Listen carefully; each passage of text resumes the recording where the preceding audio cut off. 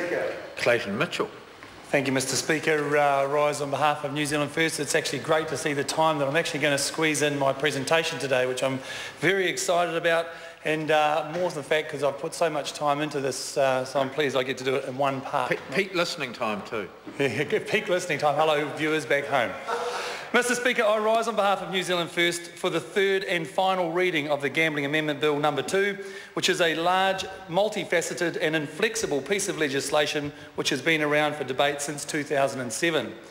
Mr Speaker, New Zealand First opposes this legislation as it forms part of an overall perfect storm for small Class 4 gaming operators, and one which will ultimately go towards creating a monopoly for the large casinos around New Zealand, such as Sky City Casino.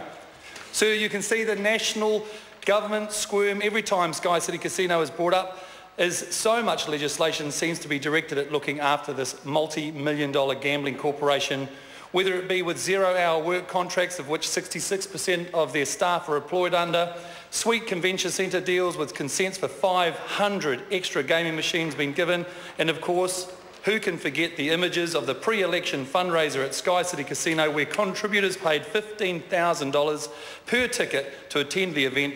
This definitely raises questions for New Zealand, Mr Speaker. I would like to put in the strongest of terms that New Zealand First does not condone excessive gambling or in any way suggest that gambling should be taken up recreationally. New Zealand First supports sensible legislation that will further minimise harm to problem gamblers and give better support and help to those gamblers who need help or ask for support. Sir, it's important to point out that New Zealand is in a harm minimisation period, particularly when you compare the statistics from 2002 to now. In fact, the State of the Nation report, which was released last Tuesday by the Salvation Army Social Policy and Parliamentary Unit, says poker machine numbers have sunk to a 14-year low, dropping from 27,000 machines to less than 17,000 machines today. And unsurprisingly, this decline in gaming machine numbers has translated into declining losses by gamblers.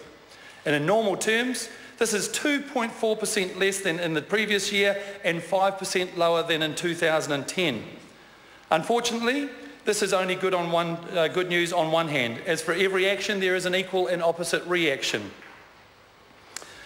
Mr Speaker, although Class 4 gaming spending is on the decline, other forms of gambling are on the incline. And what is of particular interest and worry is the steady increase of online gambling, which is very difficult to legislate against as it is established offshore and outside of our legislative jurisdiction. It's like the alcohol advisory advertisement, it's not what we're drinking, it's how we're drinking. Because the same thing applies to those people with gambling addiction, it's not that they're gambling, it's how they're gambling. The only difference is, Mr Speaker, that there is far more help available for those people with drinking problems than there is for those people with gambling problems. I'm talking about the gambling levy that is collected from all legitimate gambling outlets, including lotto, keno, casinos, pokies, horse racing and sports betting. I'm talking about the fact that a large amount of this collected money is not being put towards assisting those people suffering from gambling addiction. To put that statement into context, Mr Speaker, the latest Ministry of Health Preventing and Minimising Gambling Harm report clearly outlines this problem. Excuse me.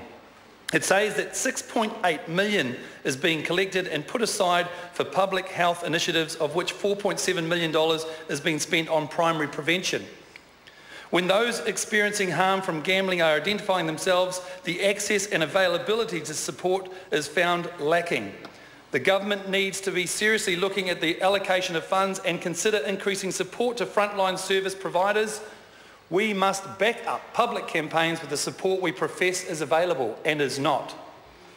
Mr Speaker, there was an article released in the Southland Times in March of last year outlining this problem with the headlines, "Gambling Addiction Services Lacking," and goes on to say, accessing poker machines and casinos in central Otago and Queenstown is easy. Finding help when gambling becomes a problem is not. It goes on further to say that counsellors say a lack of services for problem gamblers and people who need addiction-related help in Queenstown Lakes and Central Otago is outrageous. Mr Speaker, this is not an issue of how much money the public health is collecting for problem gambling, it's about how the money is being spent.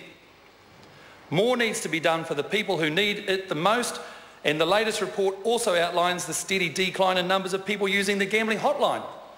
This service has now amalgamated with the Lifeline because of the lack of requirement, and perhaps, however, the $1 million it costs to run the service could be put towards rehabilitating those people seeking help.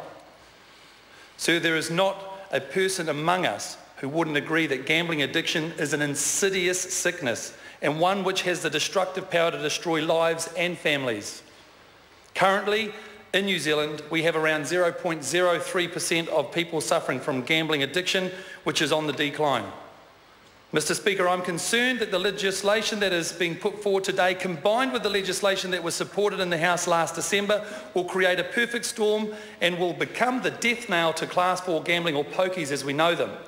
Sir, I can hear some of the members over there cheering gleefully regarding my last comment, but it does come with a warning, and that warning is the increase in harm minimisation initiatives put forward in the bill, and the last will be the death knell for community funding from grant applications. Sir, applying for financial support from societies and foundations for sports clubs, surf clubs, community centres, arts and culture groups, schools, hospitals and emergency service providers will vanish like magic under these proposed cumulative conditions. And we're not talking about tens of thousands or even hundreds of thousands of dollars. We're not even talking about tens of millions of dollars. We are talking about $300 million of community funding that is being put at risk. That will be taken away from our community groups that so heavily rely on that funding to survive. Mr. Speaker, is this government in a financial position to be able to make up that funding shortfall in our communities? I suggest not. Legislation has been passed despite strong opposition from New Zealand First, which could force small businesses to introduce real-time player tracking technology and facial recognition software to reduce gambling harm. This, combined with new legislation being put forward in the current bill before the House today, allowing problem gamblers who have self-excluded themselves from a licensed premise back onto the premises, providing that they don't enter the gambling room. What? That's ridiculous. Talk about being led into temptation, Matthew 6:13. The excessive costs associated with upgrading gaming room technology and extra security costs required to manage gaming areas will force many small businesses to close their operation, which will have a catastrophic effect on money not being made available for the community by way of grant applications. Mr. Speaker, potential harm is around us wherever we go, whether we're crossing the road, eating fast foods, climbing trees or walking down the beach. We need to be careful and conscious of harm, and we need to do what we can as individuals and as a society to mitigate as much risk as feasibly possible. However, sir, I, along with so many other New Zealanders, feel concerned about the nanny state that New Zealand is finding itself rapidly becoming. We need to be doing far more to offer support and help for people that need it, but it doesn't need to be at the expense of the community, and it certainly shouldn't involve creating more wealth for the likes of the large casino corporations who will be the big winners under this latest piece of legislation. Thank you, Mr. Speaker.